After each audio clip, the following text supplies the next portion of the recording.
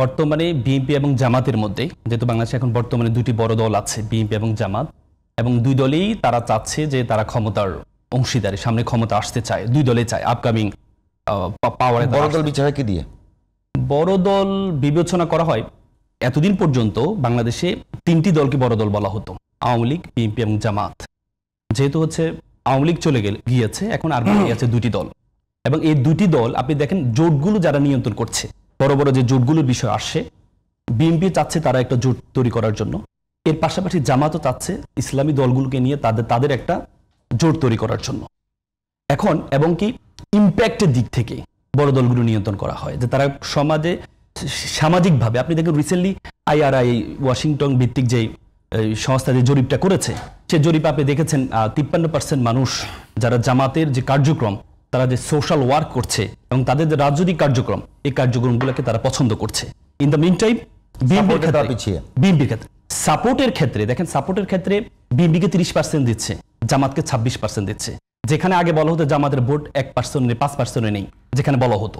তাহলে সাপোর্টের একে হচ্ছে তাদের কাউকে পছন্দ করে, তার মানে পছন্দ করার দিক থেকে, জামাতের কার্যক্রম পছন্দ করার দিক থেকে তারা অর্ধেকের বেশি চলে গিয়েছে, 50-এর উপরে চলে গিয়েছে, বিএনপির কম, কিন্তু নির্বাচনে ভোটের দিক থেকে বিএনপিকে বেশি দিচ্ছে। তার মানে বিএনপির দিকে, বিএনপির যারা সাপোর্ট করে বা পারিবারিকভাবে সাপোর্ট করে, তার বাবা বিএনপি করতো, সে নিজে বিএনপিকে পছন্দ করে, কিন্তু বিএনপি যে বর্তমান যে কার্যক্রমগুলো, সোশ্যালি যে কাজগুলো তারা করছে, সে নিজেও বিএনপি সাপোর্টার হওয়া সত্ত্বেও সে পছন্দ করছে না। এই জন্য সে চায় বিএনপি জিতুক, কিন্তু সামাজিকভাবে যে কার্যক্রমগুলো বিএনপি করছে তারা সেটা পছন্দ করছে না। আপনি যে প্রশ্নটা আপনি নিয়ে আসলেন যে অনেক দিন ধরে জামাত এবং বিএনপি একসাথে ছিল, দেখেন বর্তমানে আমি মনে করি গণতন্ত্রের মধ্যে প্রত্যেকে এক হবে, যদি প্রত্যেকে আমি যা বলেছি আপনি সবাই মেনে নেবেন, তাহলে কিন্তু গণতন্ত্রের সৌন্দর্য হয়। আমিও কথা বলি একটা গণতন্ত্র, আমি মনে আপনাকে প্রশ্নটা খোলাসা করি। জি, প্রশ্নটা খোলাসা করি। আমার কথা হলো, দীর্ঘদিন বিএনপি, জামাত এবং অন্যান্য দলগুলো ফেসিবাদ বিরোধী আন্দোলন করেছে। ফেসিবাদের বড় লক্ষণ ছিল যেটা, যে আমি যদি আওয়ামী লীগ না করি তাহলে আমি স্বাধীনতা বিরোধী শক্তি, সেটা বিএনপি হোক, জামাত হোক, অন্যান্য দল হোক, ইভেন বামপন্থী যারা মানে আওয়ামী লীগের সঙ্গে ছিল না, যারা দীর্ঘ সময় মুক্তিযুদ্ধ করেছে, তাদেরকেও আওয়ামী লীগ মানেনি মুক্তিযোদ্ধা হিসেবে, মুক্তিযুদ্ধের পক্ষে শক্তি হিসেবে।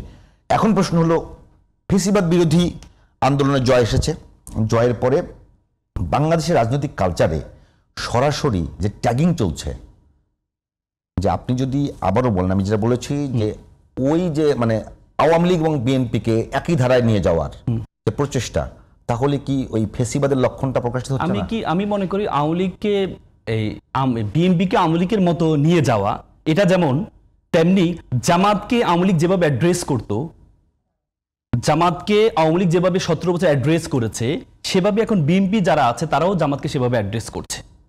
প্রশ্ন আপনার যেটা আসছে সেটা হচ্ছে লন্ডনের যে বিষয়টা আসছে, যে লন্ডনে বসে বাংলাদেশের রাজনীতি চলবে না। আপনি দেখেন বাংলাদেশে, না আমি এটা বলি, বাংলাদেশের রাজনীতিতে দিল্লির প্রভাব ছিল, প্রত্যেকে স্বীকার করে। বাংলাদেশের রাজনীতি লন্ডনের প্রভাব ছিল কখনো? না, কখনো ছিল না, কখনো ছিল না। লন্ডনে কে আছে? কখনো ছিল একজন নেতাকে, নানান বাস্তবতায়, আমি সেটা আসি, বাস্তবতায় যার নেতৃত্বে দীর্ঘদিন রাজনীতি হয়েছে বাংলাদেশে, তাকে কালচারের পরিবর্তন আসলো না? সেটি প্রশ্নটা আসছে কখন? আপনি যখন 17-18 বছর আপনি দেশে আসতে পারেননি, কেন দেশে আসতে পারেন? শেখ হাসিনা আপনাকে আসতে দেয়নি। কিন্তু যখন নতুন বাংলাদেশ আমরা পেলাম, আজকে 15-16 মাস হয়ে গেল। আপনি কি মনে করেন শেখ হাসিনার আমি শেষ করি, করতে পারছেন? আমি একটু শেষ করি। এখন আপনার প্রায় 1.5 বছর 2 বছর হয়ে গেল, এখনো পর্যন্ত দেশে না আসা মানুষকে হতাশ করছে। কারণ বাংলাদেশে মনে করে আগামী বাংলাদেশ, বিএনপির বাংলাদেশে সবাই স্বীকার করে, এবং আগামীর বাংলাদেশে প্রধানমন্ত্রী হবে তারেক জিয়া, এটা সবাই স্বীকার করে। কিন্তু আপনি যখন জনগণের জন্য রাজনীতি করবেন, মানুষের জন্য রাজনীতি করবেন, তাহলে আপনি এখনো পর্যন্ত আপনি বাংলাদেশে আসেননি। কারণ কি বলছেন? কেউ বলছে তার সিকিউরিটি সমস্যা, তিনি বলছেন, তিনি যে একটা ফেসবুক স্ট্যাটাস দিয়েছেন যে চারপাশ থেকে বাধার কারণে উনি আসতে পারছে না। তাহলে সিকিউরিটি সমস্যা কার নেই? ডক্টর মোহাম্মদ ইউনূসের নেই সিকিউরিটি সমস্যা? বাংলাদেশে একমাত্র লোক যে শেখ হাসিনাকে ফাঁসি দিয়েছে। আপনি দেখেন পিলখানা নিয়ে যেন কোনো কথা বলতে পারেন, যেখানে সেনাপ্রধান বলছেন ইফ কোনো শব্দ বলা যাবে না, সেখানে নতুন করে এটার তদন্ত দিয়েছে সেখানে। তাহলে তার সিকিউরিটি সমস্যা না? বাংলাদেশে কার সিকিউরিটি সমস্যা নেই? আপনি যখন সিকিউরিটির চেয়ে আপনাকে প্রাধান্য দিতে হবে হচ্ছে জনগণের প্রত্যাশা। জনগণ তারেক জিয়াকে চায়, জনগণের পাশে আসা। আসলে আপনি যদি সুযোগ আমি বলি, সিকিউরিটি সমস্যা যারা এখন কাজ করছে, আমি ধরে নিলাম যে সার্ভিং অফিসারদেরকে কোর্টে আনা, পিলখানা হত্যাকাণ্ড নিয়ে তদন্তের রিপোর্ট দেয়া, ধরে নিলাম যে মানে শেখ হাসিনার ফাঁসি দেয়া। ডক্টর ইউনূস অনেক বড় কাজ করেছে, কিন্তু উনি নিরাপত্তার ভেতর থেকে করেছে। কিন্তু এখন পর্যন্ত এন্টি ইন্ডিয়ান পলিটিক্সের যে পুরো ধারাটা সেটা তো বিএনপি বহন করে আসছে না। তো সেখানে বিএনপি বহন করে আসছে এটা বলা যাবে না, বরং তার চেয়ে বেশি বহন করছে জামাত। কিরকম ভাবে? জামাত আপনি দেখেন এ পর্যন্ত শেখ হাসিনা পরবর্তীতে জামাতের আমি তো ফেসিবাদের পরে প্রথম ফেসিবাদ আন্দোলনের জয়লাভের পরে প্রথম ইন্ডিয়াকে ক্ষমা করতে চেয়েছে। না, ইন্ডিয়াকে ক্ষমা করতে চাই নাই।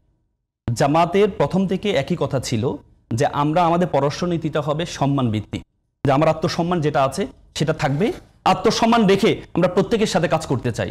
যেহেতু ইন্ডিয়া আমার নেবারিং কান্ট্রি, আমরা ইন্ডিয়ার সাথে কাজ করতে চাই, চীন আমাদের নেবারিং কান্ট্রি, চীনের সাথেও আমরা কাজ করতে চাই।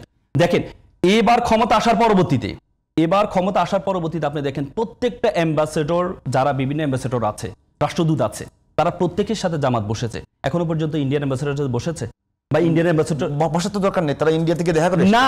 তার মানে আপনি দেখেন এটা রিউমার, এটা আপনি বললে হবে না। এখনো পর্যন্ত কেউ প্রমাণ করতে পারে নাই। ডাক্তার সৈয়দ আব্দুল মাহমুদ তাহের সেই ইন্ডিয়াতে গিয়েছে, এখনো পর্যন্ত প্রমাণ করতে পারেনি।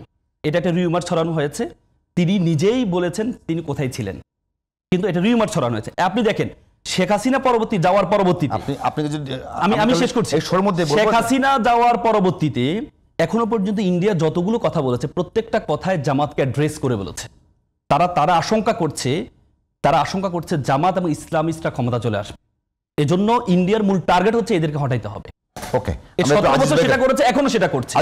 তার মানে বিএনপি তাদের জন্য মূল টার্গেট না, তাদের টার্গেট হচ্ছে ইসলামিস্ট যারা আছে তাদেরকে ঠেকানো।